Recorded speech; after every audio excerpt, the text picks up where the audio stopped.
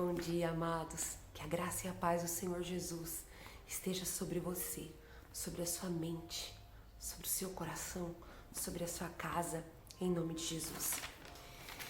Eu quero começar com uma pergunta.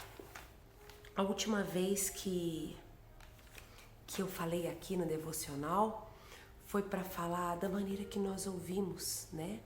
Falamos sobre os tipos diferentes de solo do coração, como nós ouvimos a palavra e recebemos em nosso coração. E hoje eu quero falar sobre o nosso olhar. Mas primeiro eu quero começar com esse versículo aqui, olha. Ainda que os anos passem e que a gente vai vendo que o nosso corpo, a nossa carne vai desgastando, vai mudando, né? Cada idade é um tipo de pele, é um tipo de corpo, vai mudando, né? Os anos passam e o normal é tudo se desgastar.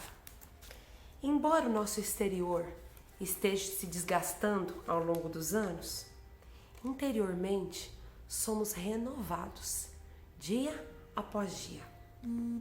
Pois os nossos sofrimentos leves e momentâneos estão produzindo para nós uma glória eterna que pesa mais do que todos eles. Olha isso.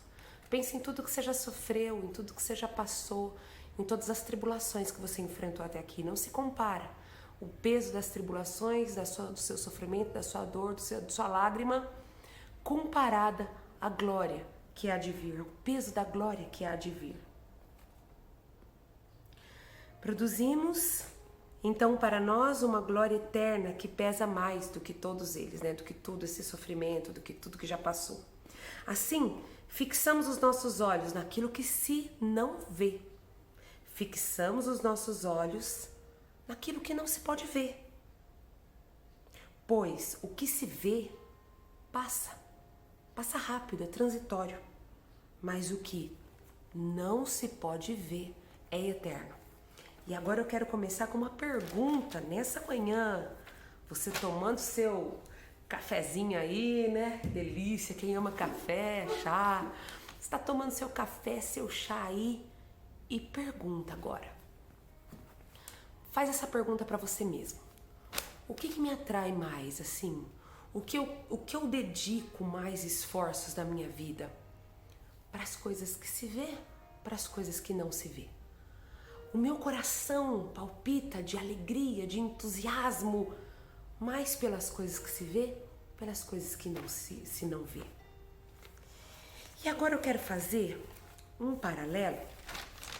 Mateus 6 diz assim: não acumulem tesouros nessa terra, onde a traça e a ferrugem destrói, onde os ladrões podem roubar. Mas acumulem para vocês tesouro no céu, onde a traça e a ferrugem não destroem, e onde os ladrões não arrombam nem podem furtar. Pois onde estiver o seu tesouro, aí também estará o seu coração. Olha só, agora parece que ele muda, e ele vai falar do olho. Olha, os olhos da candeia, os olhos são a candeia do corpo. Os olhos são a candeia do corpo. Se os seus olhos forem bons, todo o seu corpo será bom. Todo o seu corpo será cheio de luz. Mas se os seus olhos forem maus, o seu corpo será cheio de trevas. Se o seu olho vê de uma forma boa, o seu corpo inteiro é cheio de luz. Se o seu olho vê de uma forma má, o seu corpo, tudo que há em você, é cheio de treva. E quão densas trevas, a palavra de Deus diz. Portanto, se a luz que está dentro de você são trevas, que tremendas trevas serão. Tá bom, então ele falou pra gente não acumular, não ter essa ansiedade de acumular coisa nessa terra. Depois ele fala para você prestar atenção da maneira que você está olhando. E ele fala de olhos maus. E ele fala aqui, ó, ninguém pode servir a dois senhores. Ninguém pode servir a dois senhores, pois odiará um e amará outro. Se dedicará a um e vai acabar desprezando o outro. Aí ele termina: vocês não podem servir a Deus e ao dinheiro. E aqui, amados, a própria palavra fala, né, que digno é o trabalhador do seu sustento. Eu não estou falando dessa motivação de levantar cedo, de trabalhar para ter o pão de cada dia, né? A palavra é contra a preguiça, né? Tem até em Provérbios, eu acho que diz, né, que aquele que cochila e cochila mais um pouquinho e depois ele tira um outro cochilo e ele tira mais um cochilinho, esses que cochilam muito, depois eles vão sofrer, eles vão passar necessidade. Então, a palavra de Deus nos estimula a trabalhar, a acordar cedo, a fazer algo para o sustento, para o nosso sustento, para o pão diário. Mas aqui está falando sobre esse olho mau, esse olho que cobiça coisas, né? Esse olho da inveja, da ambição, de acumular muitas coisas nessa terra. Veja, você pode acumular muitos bens nessa terra e no fim da vida você poder, com o seu dinheiro, com a sua fortuna, poder pagar a melhor CTI, né? Mas a fortuna, os bens, nunca vai poder te dar o verdadeiro amor, a verdadeira paz, a saúde. O dinheiro não pode dar saúde, não é verdade? Nós temos aquele caso, esqueci o nome, mas você sabe de quem que eu tô falando, aquele que corria Fórmula 1, né? E o melhor do mundo, considerado o melhor do mundo, né? E bateu a cabeça e toda a sua fortuna não pôde ligar aqueles neurônios de novo, não pôde mudar o seu estado de saúde, não pôde trazer a saúde de volta, não pôde. Então, ainda que o homem tenha a fortuna de toda a terra, o dinheiro não traz aquilo que realmente nós precisamos.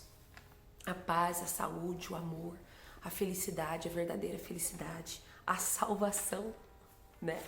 E agora, fazendo esse link da salvação, eu quero ir lá para Mateus 20, Mateus 6, Mateus 20. Os dois usando uma palavra de olho. E agora que a parábola, Jesus falou por parábola, Jesus sempre foi maravilhoso, ele é maravilhoso, né? A parábola é uma forma literária de escrever que atinge ricos, pobres, cultos, aqueles que não são cultos, e cada um entende a parábola de acordo com as suas experiências, de acordo com a sua instrução, mas ele entende, ele vai além. A parábola é uma maneira maravilhosa de explicar. E aqui a parábola dos trabalhadores na vinha. Você sabe que o dia para o judeu termina às 6, às 18 e começa às 6, né? O dia para o judeu é das 18 às 6. É assim que é o dia para o judeu. E aqui fala que o dono da vinha lá saiu de manhã e já naquela primeira hora ele contratou trabalhadores para sua vinha. Gente, eu tenho muita uva ali, né? Para ser colhida e eu preciso de trabalhadores. E ele encontrou ali um pessoal: que vocês estão fazendo? Nada, ninguém nos contratou, tal. Não, eu tenho muita uva para ser colhida e eu contrato vocês. E combinou lá o salário de um dia, o denário, o salário de um dia. E alguns trabalhadores foram para a vinha às 6 horas da manhã. Depois ele, vendo mais pessoas ali desocupadas às 9 horas da manhã, contratou eles também. Ele tá com vinha lá, tá com uva perdendo, eu preciso de trabalhadores para vinha. E contratou também, das 9. E assim aconteceu também ao meio-dia e às 3 horas da tarde também. Então teve aqueles trabalhadores que começou a trabalhar na vinha às 6 horas da manhã, às 9 horas da manhã, ao meio-dia, depois às 3 horas da tarde. Mas como tinha muita uva e as uvas não podiam se perder, ele encontrou mais alguns trabalhadores ali que não haviam sido contratados, estavam ali sem fazer nada. O que vocês estão fazendo aí? Eu tô com uva lá perdendo, eu preciso de trabalhadores para minha vinha, né? Vamos lá. E contratou às 5 horas da tarde, olha, quase no derradeiro, porque o dia terminava ali às 18. E aqueles trabalhadores também foi. Quando foram acertar o salário, ora, o que aconteceu? Ele começou dos últimos. E aqueles que trabalharam das 5 horas da tarde às 18, das 17 às 18, ganhou o mesmo salário de um dia, o denário. Os das 3 horas, o mesmo salário. O do meio-dia, o mesmo salário. Quando chegou naqueles que estavam trabalhando desde as 6 horas e que suportaram todo o sol fustigante do dia todo, ganharam o mesmo salário. E o que aconteceu? O que aconteceria com qualquer um de nós, não é verdade? Quê?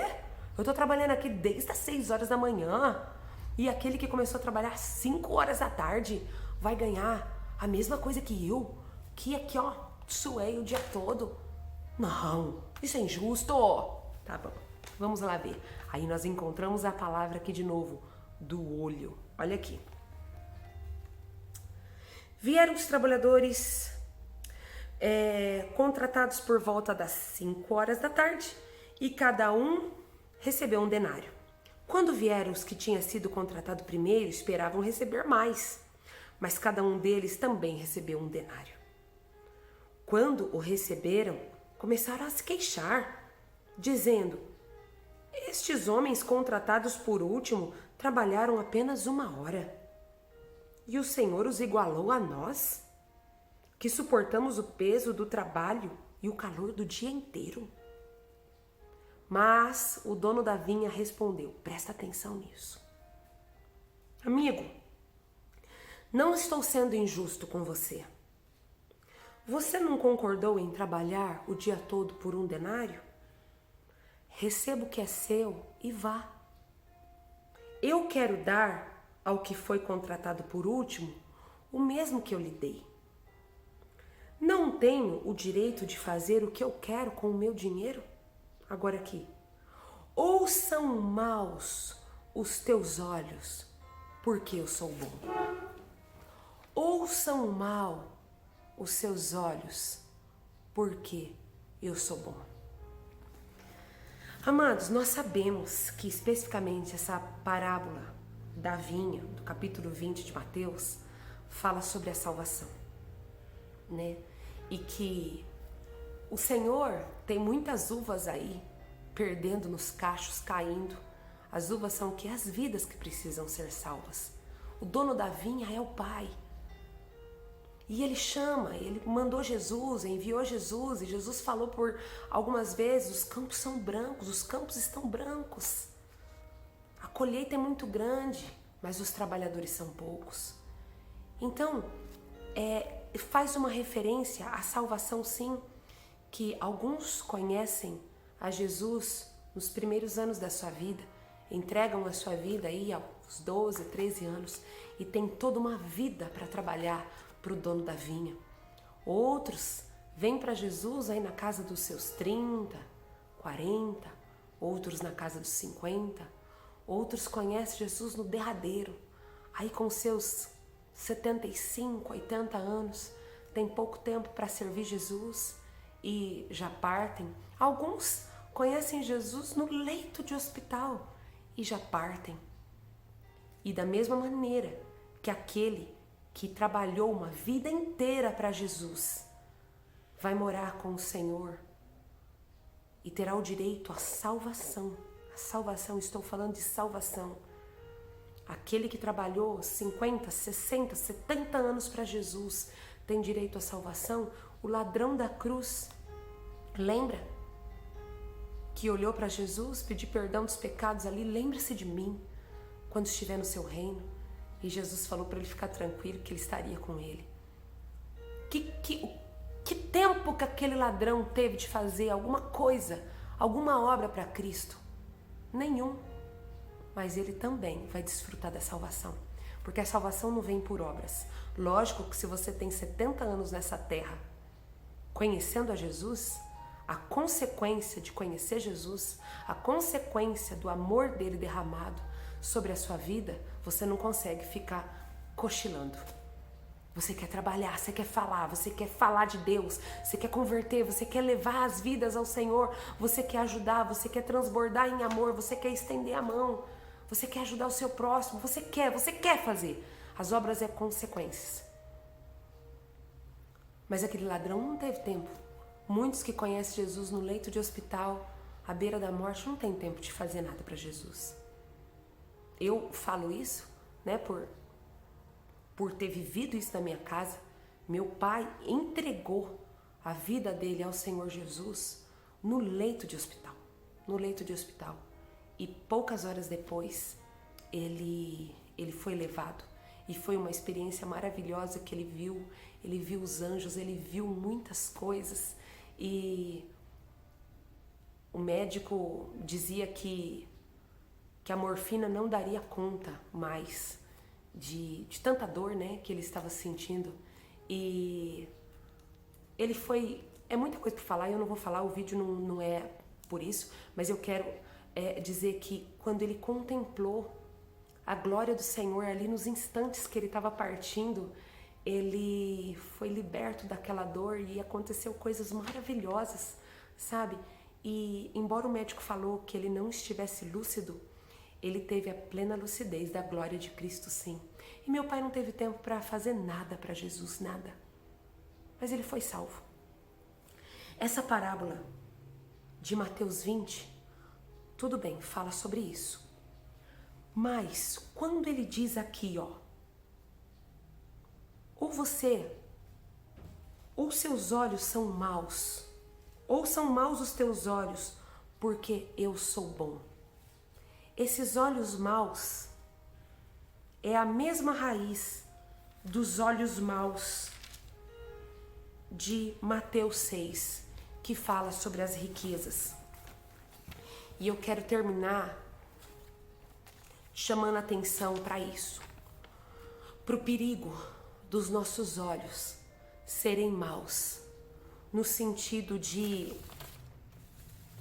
da inveja, da ambição, sabe? Aqui no capítulo 20 de Mateus, fala daquele olho que tem raiva da prosperidade alheia, que tem raiva da generosidade alheia. Oi, Isaquinho. Isaquinho aqui. Eu vou concluir.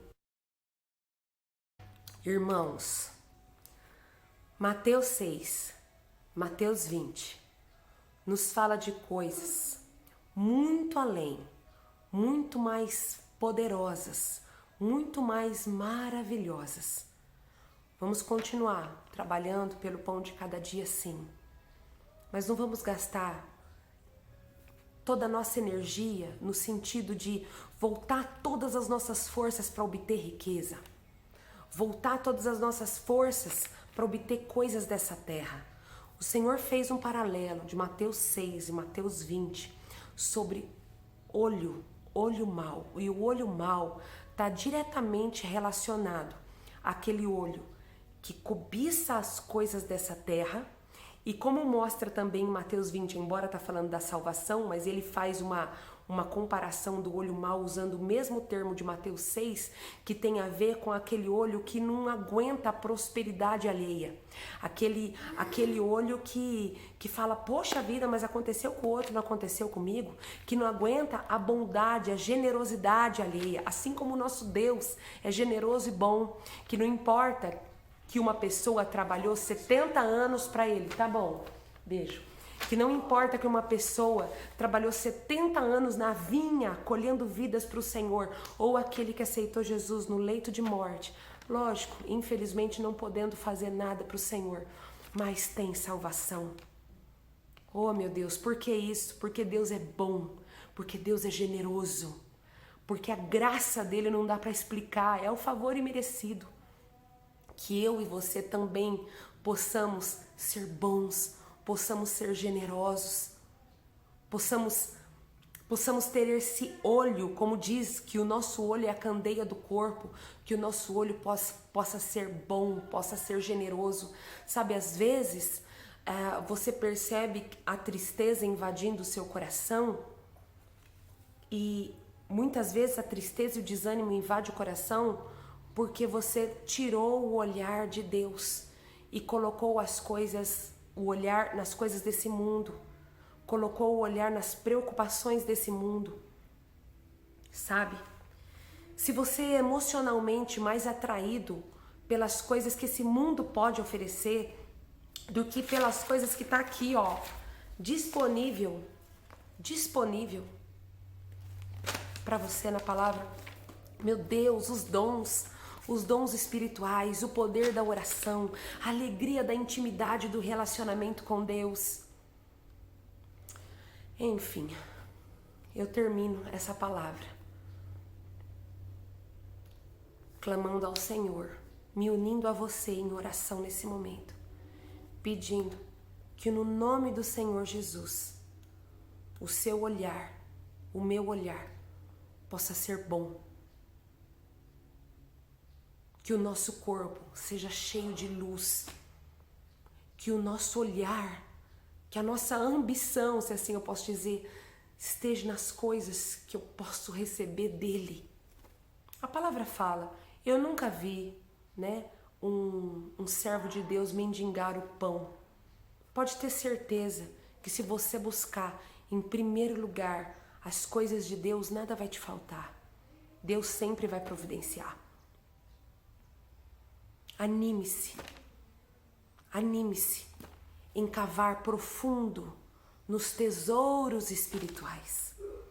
Gaste energia para isso, gaste tempo para isso. No nome de Jesus. O Isaac já tá ali no fundo, ali ó. Louvando ao Senhor. Sejamos como as crianças, né? Tire um tempo agora, louve ao Senhor, levante suas mãos para o alto, peça para que o Senhor transforme o seu olho, o meu olho, como o olhar de uma criança, porque deles é o reino dos céus. Tchau!